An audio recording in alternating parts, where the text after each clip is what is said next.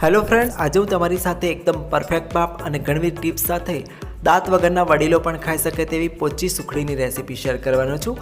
મેં આપેલી બધી ટિપ્સ અને પરફેક્ટ માપને ફોલો કરશો તો તમારી સુખડી પહેલી જ વખતમાં આટલી પોચી બનશે। તો રેસીપીનું કોઈ સ્ટેપ મિસ ના થાય તેના માટે વિડીયોને સ્કીપ કર્યા વગર અંત સુધી અવશ્ય જોજો। રેસીપી સારી લાગે તો અને એક લાઇક આપી તમારા ફેમિલી ફ્રેન્ડ સાથે ચોક્કસ શેર કરજો। તો ચલો સુખડી બનાવવાનું શરૂ કરીએ। સૌથી પહેલાં મોંમાં મૂકતા ઓગળી જાય તેવી અને દાંત વગરના વડીલો પણ ખાઈ શકે તેવી સુખડી બનાવવા માટે આપણે રેસીપીનું એકદમ પરફેક્ટ માપ જોઈ લઈએ। તેના માટે મેં 2 વાડકી ભરીને ઘઉંનો ઝીણો લોટ એટલે કે લીસો લોટ લીધો છે, જેનાથી આપણે રોટલી બનાવીએ છીએ। તેની સામે મેં 1 વાડકી ઘી લીધેલું છે અને 1 વાડકી જેટલો દેશી ગોળ લીધેલો છે। તો ફ્રેન્ડ્સ છે ને એકદમ પરફેક્ટ માપ આપણે જેટલો ઘઉંનો લોટ લીધો છે તેનાથી અડધું ઘી અને અડધો ગોળ લેવાનો છે। તો આ પરફેક્ટ માપને ફોલો કરીને જો તમે સુખડી બનાવશો તો પહેલી જ વખતમાં તમારી સુખડી એકદમ પોચી બનશે, જે દાંત વગરના વડીલો પણ ખાઈ શકશે। હવે સુખડી બનાવવા માટે અહીં મેં ગેસ બર્નર ઓન કરી એક જાડા તળિયાવાળી કઢાઈને ગરમ કરવા માટે રાખેલી છે।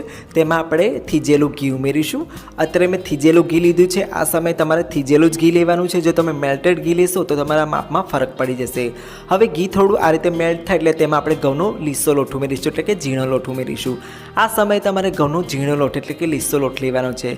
જો તમે કરકરો લોટ લેશો તો તમારી સુખડી દાણેદાર અને ભૂક્કો થઈ જશે। તો પોચી સુખડી બનાવવા માટે હંમેશા આ રીતે તમે ઘઉંના લીસા લોટ એટલે કે ઝીણા લોટનો ઉપયોગ કરજો।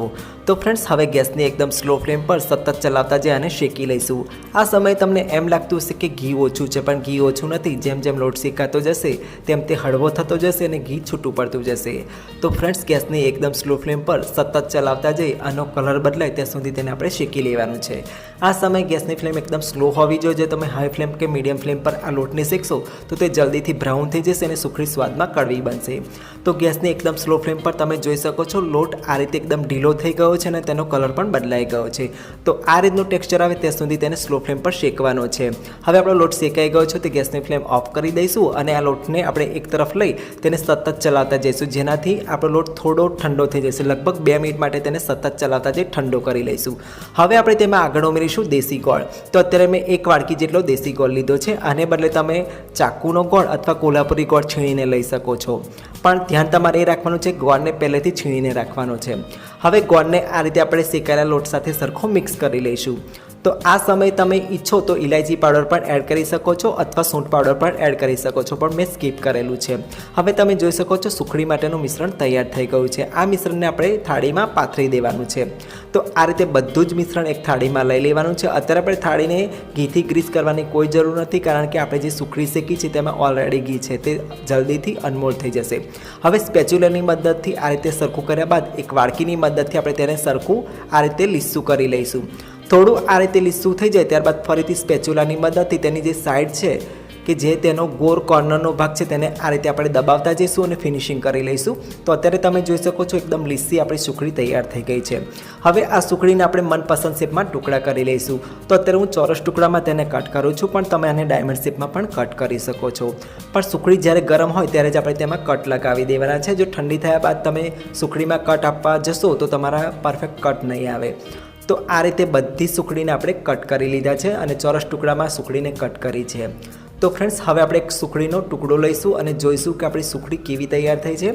તો અત્યારે આપણે તાબેથાની મદદથી એક ટુકડાને આ રીતે અનમોલ કરીશું। તમે જોઈ શકો છો કે ઘી નથી ચોપડ્યું છતાં પણ તે સહેલાઈથી અનમોલ થાય છે અને એકદમ લીસી મવડીમાં મળે તેવી સુખડી આપણી તૈયાર થઈ છે। ટેક્સચર વાઇઝ પણ તમે જોઈ શકો છો એકદમ સ્મૂથ અને પોચી દેખાઈ રહી છે। હવે આપણે સુખડીને તોડીને જોઈશું કે કેટલી સોફ્ટ બની છે। તો તમે જોઈ શકો છો મારે બહુ વધારે એફર્ટ એટલે કે પ્રયત્ન નથી કરવો પડતો ને છતાં તે સરળતાથી તૂટી જાય છે। તો બની છે ને એકદમ પોચી રૂ જેવી, મોંમાં મૂકતા ઓગળી જાય તેવી સુખડી। તો ફ્રેન્ડ્સ આ રેસીપીને ઘરે તમે ચોક્કસથી ટ્રાય કરજો। મારી રીત પ્રમાણે જો રેસીપી બનાવશો તો તમારી એકદમ પરફેક્ટ સુખડી તૈયાર થશે। આઈ હોપ કે તમને મારી આજની રેસીપી ખૂબ જ પસંદ આવી છે। જો રેસીપી પસંદ આવી તો પ્લીઝ રેસીપીને એક લાઇક આપી તમારા ફેમિલી ફ્રેન્ડ સાથે ચોક્કસ શેર કરજો।